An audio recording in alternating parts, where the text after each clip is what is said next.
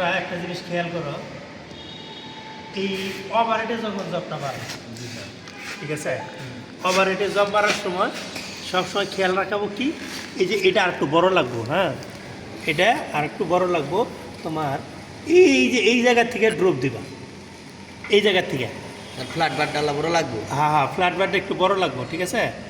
এই জায়গার থেকে এই জায়গা থেকে একটু এই জায়গা থেকে একটু এবার টেনে টেনে, আর এই যে এটা আছে না,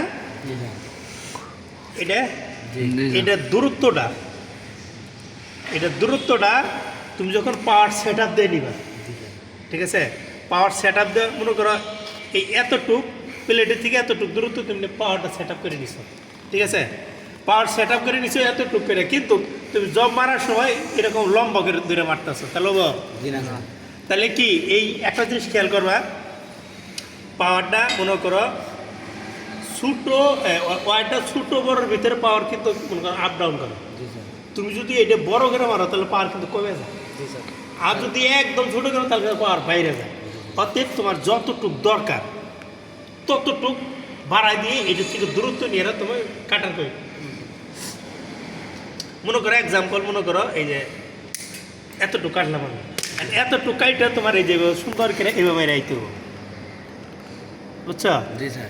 এইভাবে আর মনে করো এটা যেন নিচে মানে এটার সাথে বাজেও না, আবার যেন বেশি দূরেও না আসে, ঠিক আছে, বেশি দূরে বেশি দূরে গ্যাস পাবো না। আবার এটা ওয়ারটা যদি এই প্লেটের থেকে দূরে থাকে তাহলে কি গ্যাস পাবো না, ঠিক আছে, তাহলে কি করবো, পরিস্থিতি করে দেবো।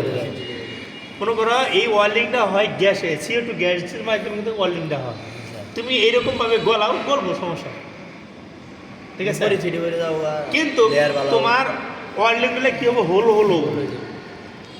বুঝছো, ওয়েল্ডিং কী হবো, হোল হবো, ওয়েল্ডিং হবো না। অতএব তোমার এই যে একটা গ্যাস বাড়িতেছে, এই যে গ্যাস বাড়িতেছে, ঠিক আছে, এই গ্যাসটা এই প্লেটের সাথে লাগতে হবে, তাহলে তোমার পরিস্থিতি করবো না।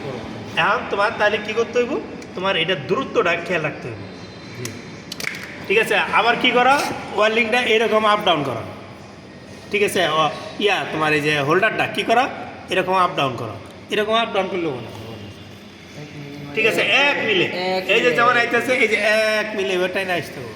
আর এই যে সাপোর্টটা দেখো, এই যে হোল্ডার ধরবা কি এমনি, তোমরা কী করে এইভাবে ধরো, এইভাবে ধরবা না, তোমরা হোল্ডারটা এই যে এইভাবে সুন্দর করে এভাবে ধরছো, একদম সাপোর্ট, যার সাপোর্ট এভাবে সুন্দর করে ওটাই নামা, আর এই হাতটা ফ্রি রাখতে হবে, এটা তোমার সাপোর্ট, জি স্যার, ঠিক আছে, এই হাতটা ফ্রি।